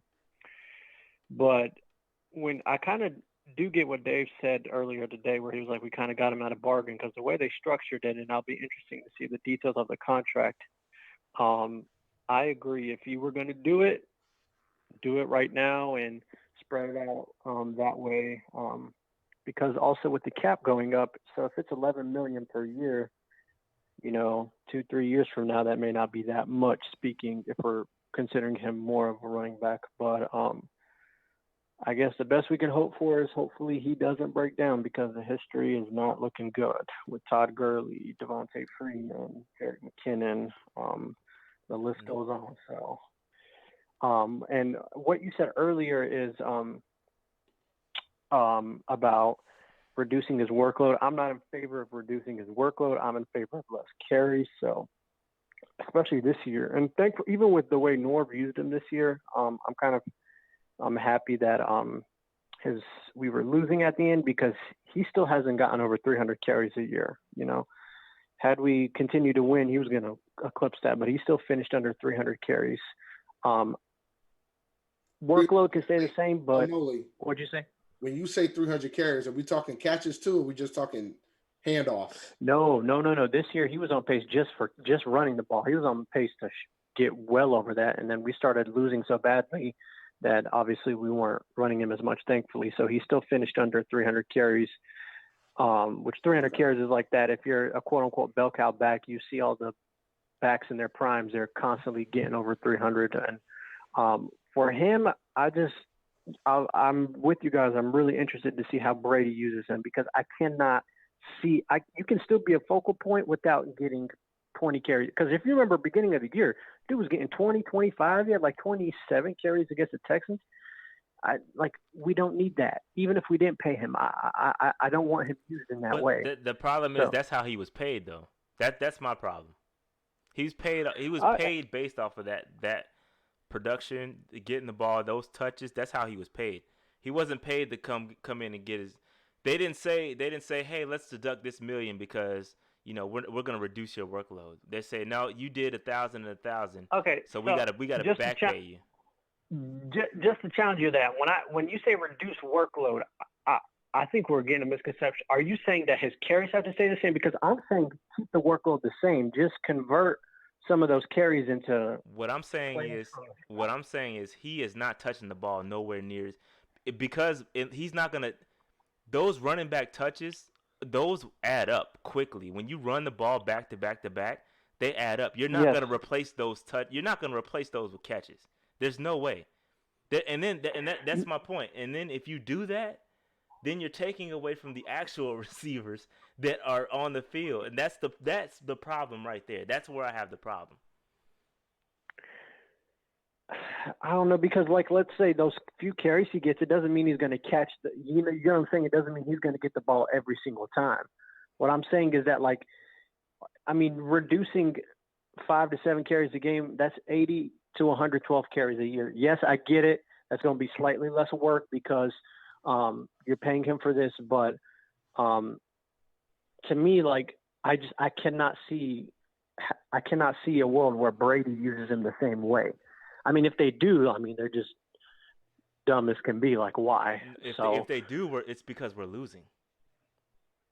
That's why. Really? That's my point. Yeah. No, if he gets the touches that he gets, it's because we're losing, and we need to dink dunk, and we need to feed McCaffrey. A winning Panthers team. Let me tell you this: a winning Panthers team, the touches from McCaffrey come organically. They don't come with us forcing him the ball. 100%. That's my point. 100%. But my thing is, in my opinion, he could still touch the ball 15 to 20 times a game, and it be organic. I think with Norv, we were getting in some games it was 25 to 30. To me, as long as you are effective with it, I've always said, again, I don't want to put a hard cap because some games he's hot. You remember, not last year, but the year before against Cincinnati at home, he was just hot, so we kept feeding him the hot hand. Some games he may get 15, 20, but on average, I don't see why he should be getting more than 12 to 15 carries a game when he's that deadly as a receiver. Me personally. So, to me, I think there is a way you can make sure he's touching the ball 15 to 20 times a game without it being force-fed because, again, you could line him up all over. But, like I said, I wanted to see if I can get a first-rounder for him. It didn't happen. We'll roll with the punches. To me, this team has until, I don't know when the 2021 draft is, but whenever that draft is over next year, that's how long I'm giving this team to find our next franchise quarterback. If not, we're going to have some issues because a franchise quarterback on a rookie deal could make things a lot better. So I'm hoping. Yeah, I agree with that. It's coming. I agree with that. It's coming, Noli. The only thing that kind of softens the blow is if we get a quarterback on a rookie deal. That will soften the blow because then we're taking that money, that $20 million that we were paying Teddy Bridgewater, and take that money and you put it towards the defense or wherever you want to put it. I agree that will soften the blow a bit. Yes, and last point I'll make, and I was talking with Jerome earlier. If you look at our roster, who else do we have to pay right now that's urgent? Moton. If you really think about it, and I agree. That's it. But other than that, I'm not saying this is justifying McCaffrey, but in my opinion, long term, besides Moulton, DJ, and Burns, and I know this is way out, but besides those three, I don't see anyone else on the roster that's pressing that's going to be coming up next that you have to pay. Well, it depends though, because we just signed a bunch of new guys, and we don't know how they're going to be incorporated, right? So Robbie Anderson could be our number one guy. He could like explode. I'm not saying he will. I'm saying he could explode and become a number one guy. He's only on a 2-year deal, so you could have to extend 1 him. year guaranteed with Robbie too. 1 year. Yeah, exactly. So we don't know. It depends. But as far as what we know, yes, Moulton is the only guy. He's the only guy I would worry about. And then you got to figure out what you're gonna do with Okung maybe. If you're not drafting the guy, you got to extend Okung maybe another year. Yeah. So I don't know, man. I think a lot of these guys are temporary. We'll take a look next week. I think a lot of these guys. Oh yeah, absolutely. Because like I said, I think a lot of these guys are temporary. But yeah, I do think this is more of Tepper needing to have a face of the franchise because they were trading McCaffrey. I 100% believe that. I'm all in on that. Like this was a let's spin this, and we gotta have some good news. We gotta have some good news. Because who's gonna show up to the stadium with Teddy Bridgewater and Jordan Scott? Christian McCaffrey is selling tickets, B. At the end of the day, he is. And Tepper has to because he's gonna ask for money for the stadium in a couple years. I mean, again, I would have traded him, but I get it from Tepper's standpoint. Luke retired, Greg's gone, Cam's gone, you fired Rivera, and then you traded Christian. Ooh, that would have been tough. So we'll see how it goes. I am interested. I can't believe the draft is really close by, but can't wait. All right, bro. I'll talk to you later. All right, Nolan. See you. The other 704. What's good? Hello, 704. Oh yeah, what's up, man? What's Austin? Austin, what's good, bro? What's up, man? You got in early this time. Usually you be late. Hey man, you know me. Just you stupid, man. Yo, you stupid, yo. Go ahead. Oh man, but yeah. I'll keep it super short, man. This Christian McCaffrey thing it's kind of interesting. Like from the first caller, it makes a lot of sense. Where get him in now, the cap will go up later. Like we're paying in pennies, but it kind of makes me think. So I saw this mock draft right with CBS today, and Tua fell to 7. So it could happen, man. Yeah, that could happen. Have him sit behind Teddy for 2 years. That could happen. Listen, I'm not with it, bro. I'm not with it. I'm not with Tua.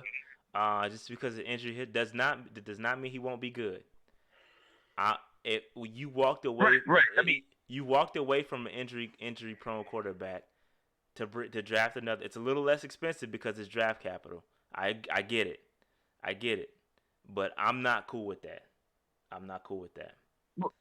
Right. But at the same time, we have no idea what's going to happen. What you mean with Tua? People are with our draft pick too. Oh yeah, no clue. So I mean, I think I said this before. I think Derek Brown is the pick. Derek Brown is the pick, unless one of the QBs that we want falls to 7.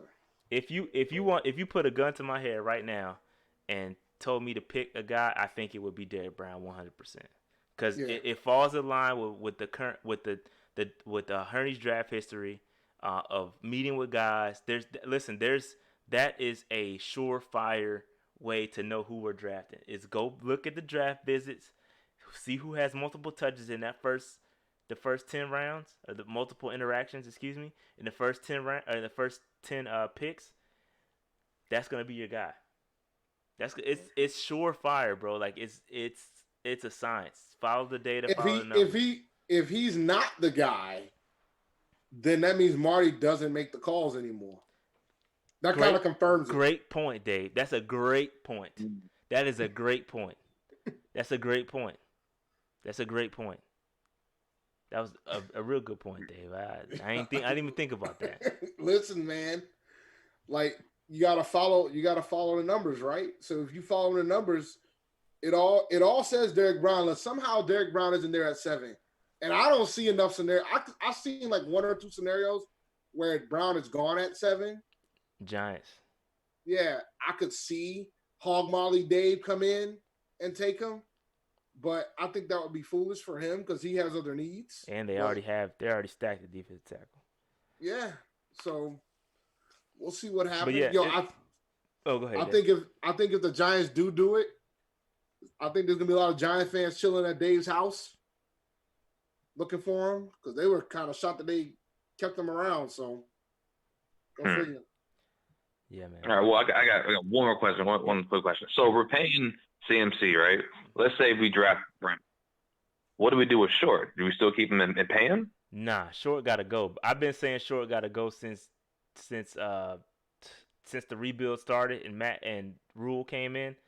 Short got to go, man. I think especially if you get a Brown, that gives you even more. That's another $20 million you could add to the cap next year by trading, or you don't want to cut him per se. I think you probably let him play out this year. Let Derrick Brown learn from him. If that's the case, let him play out and then try to trade him. And if not, then let him play this year and then cut him next year. That's another $20 million that we could add to the cap next year. All right. Cool. Well, that was it for me. Y'all stay safe. Keep pounding Aggie Pride. Aggie Pride. Aggie Pride, man. All right. All right, Austin. See you later, bro. Thanks. Last call. Lokes, Maine, what's good, bro? I think. Yeah. First of all, I want to get on this side timeout if we got time to open the phone lines. Nobody got nothing to do, man. That's true. I know you done worked all. Look, man. Huh? I understand you guys got this perception that I don't do much, but man, they keep me busy at work, even in this house.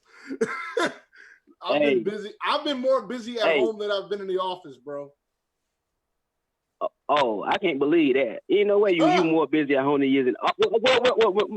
Maybe. Okay, yeah. Nah, because the thing is, I'm a manager again too, so like I'm doing the job that I was doing on top of being a supervisor.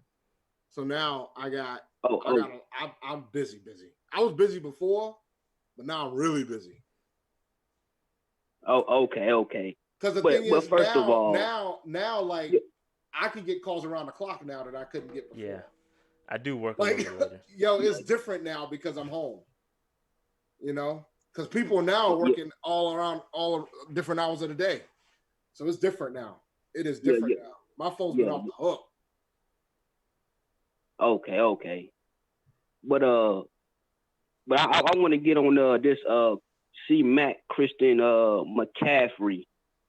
You know, I see a lot of people, they are concerned about the deal. You know, they want to complain about, you know, other running backs, you know, the Todd Gurleys, the Melvin Gordons and guys like that. You feel me?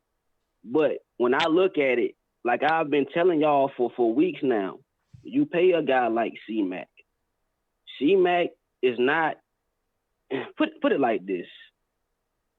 Todd Gurley had a great year when he got that contract. And you look at his college numbers and you look at his numbers before he got injured, and he had some really good numbers. But C-Mac is a different breed. You know, he comes from a football family. I mean, the dude dad played wide receiver for the Broncos and won Super Bowls. He's kind of like the Steph Curry of the NFL. You know what I'm saying? Like, his dad wasn't the biggest star, but his dad played a long time for a good organization. He seen his daddy work out. You know what I mean? He been around the NFL locker room, been around great coaches, been around guys like Shannon Sharp. You know, guys like Todd Gurley. Those guys been in the hood. You know what I mean? Those guys ain't been around nothing like that. Come on, man. Don't do that. Hey, look. I'm not trying to take it. I'm just saying, like, the dude, I feel like for his age, he's so knowledgeable of the game of football. He knows how to take care of his body, and he takes it serious. Like, he's not a type of guy that's going to get paid and, I'm going to go party all the whole off season. I'm going to go out there and get drunk, and, you know, I'm going to go out there and start eating fat burgers and, you know, getting out of shape. And all of a sudden it's a month into training camp, and he got to get back into shape. And all of a sudden now he comes in a little bit overweight and he starts out slow, and it's like, you know what I'm saying? No. But at the end of the day, Shad don't like the deal because you know, Slim don't like the deal. A lot of people don't like the deal because they say, well, you can't pay a running back. You can't build around a running back. And like Dave was saying, and like I've been saying for the last couple of weeks, man, dude is an elite running back, and he's a top-notch slot receiver. He's almost like an elite running back and a / Julian Edelman in the slot. So y'all can say, well, you can't build around a running back. He's more than a running back. The dude is so unique. What about he's like a. What about David Johnson? Say what? What about David Johnson? He ain't no Christian McCaffrey. Sounds very. David Johnson. He was Christian David McCaffrey Johnson, before Christian McCaffrey. He's never. But he's a lot bigger. He's a lot close. Look, yeah, man, like Brady he's a said, lot almost bigger. doesn't count. Just saying. You said what now? I'm just saying it happened. Yeah, he almost did it. Chris So Johnson, basically, David Johnson. So basically, this Christian McCaffrey deal to y'all is just such a horrible deal that, you know, he will never live up to the contract. Is that what y'all telling me? What I'm telling you, he will not duplicate. And I'll put some bread on this. He is not gonna duplicate the production that he had before he signed his contract. It's not happening. It's not. I probably would agree because this year's circumstances was a little bit different. You know, this year he didn't have any help. He had no defense, and I agree. Looking at last year, I think they force-fed the hell out of him. And the year before that too. You know, Cam was you know, definitely dinking and dunking because of the shoulder. So they got him the ball a lot, and he's not going to duplicate the net. So my thing is this. You paid him based off of – this is my gripe. You paid him based off of that deal. It was a reactionary deal that they gave him. You done so much for us. We're going to give you this contract only for you to never duplicate those numbers again. Again, I'll say it again and again and again and again. If this team is going to be successful, Christian McCaffrey is not going to be the guy in the offense. It's going to be somebody else. You're going to have a real receiver show up, and you're going to have a damn good quarterback. Running back ain't the position that matters. That's my point. In the fact of Christian McCaffrey, he like we've been saying, he is not just a running back. That's what it seems like you're not understanding. I know. I clearly understand it. I understand that. I understand, and I clearly said it. I hope Brady lines him up outside. I hope Brady lines him up in the slot, and I need him to play. In order for this contract to be justified, he needs to play wide receiver. He needs to line up at wide receiver more often to be more valuable. That's what I'm saying. I get it. Yes, he's going to play running back, but he needs to get touches at the wide receiver position. That's what I'm saying. I hear you. Okay. So you're telling me a successful season for C-Mac. Put it like this. Say if he can give you 1,200 yards rushing. I don't care about the rushing. 700 yards. I don't care. 700 yards receiving. Nah, no. 700 yards receiving. If you reverse that, we might be talking. If he give me 1,200, if he give me 1,200 receiving and he give me 700 rushing, then I might be all right. I'm hanging up. Oh, I'm hanging up, man. This is crazy. This is a blasphemy. This is bull saliva. That's bull saliva. I'm telling you, man. That's bull saliva. I've never heard bull saliva ever in my life until today. I just made that up just now, but that's bull saliva. You know what I'm saying? Because he's a running back. Why would he need more receiving yards than running? Because it's about value. The value. I'm giving you the analytics here. The value is in the wide receiver position. We broke this down a couple weeks ago. The running back position, you start at a negative. When you get the ball, how far back are you behind the line of scrimmage? like what, 5? Okay, Something so like 4 or 5, something so like you that. start in the negative, B. You start in the negative. It's difficult to get positive yardage as a running back. Very difficult, unless you are lined up as a wide receiver, or you get touches out of the backfield. Even when you get those touches out of the backfield, most of the time you catching the ball behind the line of scrimmage. Correct? Yes. Yeah. Yeah. Okay. So you're starting at a negative. The value when you catch the ball, unless it's like a screen, which is very, it's not as often as if you're catching the ball past the line of scrimmage. Receivers get the ball deep. Their yardage is gonna come in chunks. That's what's valuable. Pushing the ball, the little handoffs, the 2-3 yards. That's not valuable. That doesn't. We've been looking at that the past 3 years, and what's that gotten us? Put it like this: we will see. Meanwhile, you got the Saints slanging that thing. They pushing the ball. They getting everybody involved. You can't just feed C-Mac in the offense. I'm telling you, if C-Mac is the guy in our offense, it's not going to be a good look for our offense. We're not going to be a good offense. Joe Brady's offense in LSU, how many cats touched the ball? Like, everybody touched the ball. It was tight ends. It was wide receivers. Say that again. In the Sean Payton's offense, yes, a lot of guys touch the ball. They do a lot of formations. They bring in a lot of guys. They let a lot of guys touch the ball. But, I still can see Christian McCaffrey getting, 1,100 yards, 1,200 yards rushing, 700 yards receiving, and totaling maybe 15 to 16 touchdowns, next year. Or the year next, if we have a year, whatever. You know what I'm saying? Like I said, we'll have to see how he's used, man. Okay, but that's all I had to say. I digress, and I'm gonna say one more thing before I hang up. I believe this draft would be defensive heavy. I believe we would draft defensive guys in the first 4 rounds. No offensive guys unless a guy slips. It would be defensive heavy. Yeah. I'm going with Derrick Brown in the first. I'm going with James Lynch in the third, if he's there, and I'm picking the cornerback in the third, in the fourth.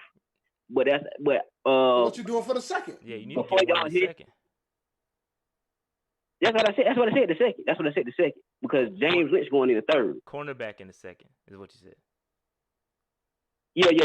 And I believe we need a safety too, but you know what I'm saying. But like I said, that's all I had to say. I'm gonna hang up, and I'm gonna be listening to what y'all talking about. But this C-Mac thing, man, I don't give a damn what the hell you talking about, Shad. That man deserved that money, and he Shad, I mean, he got paid. It's gonna work out. I'm not gonna hate on the man for getting paid. But all right, I got hey, one more. It's gonna work out. I got one more call that came in. I'm out. All right. 704, what's good? It's Jay Simp. How you doing? Jay Simp, what's good, broski? Not much. First off, thank you to y'all. Y'all did it. Put in a long night. It's 10:30, so I'm gonna try and be quick. Shout out first off C-Mac for getting his money. I'm always in favor of guys getting paid, especially at the running back position, because so often you see a Le'Veon Bell situation. Guys getting tagged twice. They don't get paid them when they've clearly produced and outproduced a rookie contract. With that being said, I do think that this has more likely to be a bad deal than a good deal, and it's because of timing. When you're evaluating your roster and you're evaluating your core players, you need their arcs to line up at the same time with the arc of your team as a whole. And Christian's arc just simply isn't going to line up well. At best, say we're awful next year, we get a Trevor Lawrence, Justin Fields, right? Then we can go ahead to your philosophy, Shaw, which I believe in, is you get a quarterback on a rookie deal, you build an elite team around him, and in 4 to 5 years, you will be a contender. Okay, well, next year, that means that Christian, that's a wash of a year, regardless, wash. Yep. And then in 4 years, 5 years, you're on the tail end of that contract, and he's 29, 30. And let's say, and that's the best case scenario, right? Like, that's if you hit on your draft picks. That's if you hit on the quarterback. That's if you get hit on free agents. You don't get, injuries knock you, derail you. That's best case scenario. So if you're telling me the best case scenario is I'm giving this guy a long-term extension, and in that scenario, his arc is he's going to be on the tail end of his arc, and tail end of his prime when we're going to be competing again. Come on, man. Come on, that's bad business. Yeah, I would have traded him. Before we I can't. Like, I hear what you're saying, but before that, I got to see how this contract is structured because there may be outs built in by then. Like, we could be getting out of that deal by that time. I'm thinking. Yeah. Okay. Around Okay. 2023. Go ahead. My fault. No, go ahead. You're talking about the outs. Go ahead. Go ahead. I was thinking around 2023, around when he's around 27. I'm willing to bet after year 4 there's an out. So we could have another. And again, it's probably gonna be dead money tied to that. So at the end of the day, your point still remains. I'm just putting that out there. No, yeah, and my thing is to the out thing. I've heard a couple people on Twitter call that. Okay, so you get it out. So you're telling me the best thing is that when he's 27, you release him, you get nothing for him. Yeah, this is what you said earlier. This was a handout essentially to the fans. Luke's gone, Greg's gone, Cam's gone. We need to keep people happy. Should there be a season, we do need butts in seats. And here's your reason to come and show up to the stadium. I really believe that. I'm not a believer in that. I really believe that. I say, and I told Noli this. If it was up to me, I was a GM, I would have thrown Kyle Allen out there for another year. I would have Derek Carr'd that man, and his career would have been over. But for overall pick next year. Yeah, no, I agree with that. I think we should not have signed Teddy. I get it. They're trying to be competitive.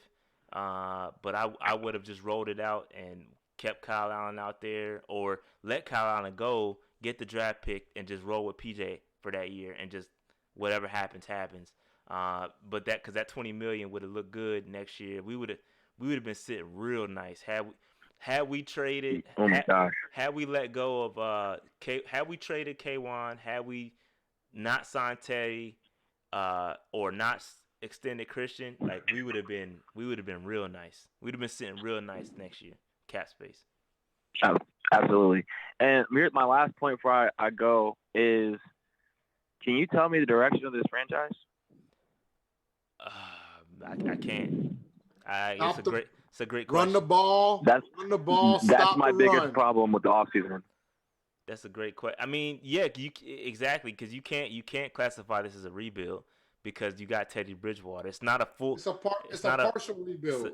What did Hurney say? I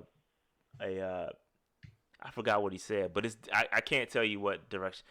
Trying to be competitive, saving face. That's about as good as I got. It's not. We're not gonna. I mean, there's no clear direction. I agree with your point. Retool. There you go. That's what he called it. This is a rudderless ship in the Atlantic with a slight wind. We don't know what way it's pointing though. That's true. I'm with you. That's very accurate. Very accurate. I agree with you. That's all I got. Thank you for the call though. All right, best to you, your family. Hope everybody is safe, especially David up in the New England area. Wishing y'all nothing but health and happiness. I appreciate that, brother. You too, man. You too. You too. I'll tell you, it is rough in these. Yeah, the phone lines are off. Yeah, we are. I cut them off. Got a limit. So yeah, it's rough in these New England streets, man.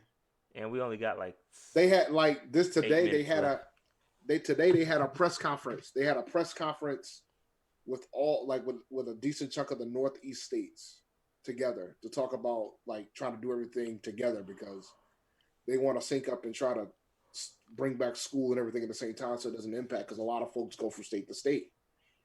So they're trying to figure that out. But yeah, man, good show. Yeah, man. Good times, man. Shout out to all the new subscribers. We got a nice little surge in subscribers here. I gotta check what's going on, but yeah, man. Shout out to all y'all for watching, man. It's been a good show.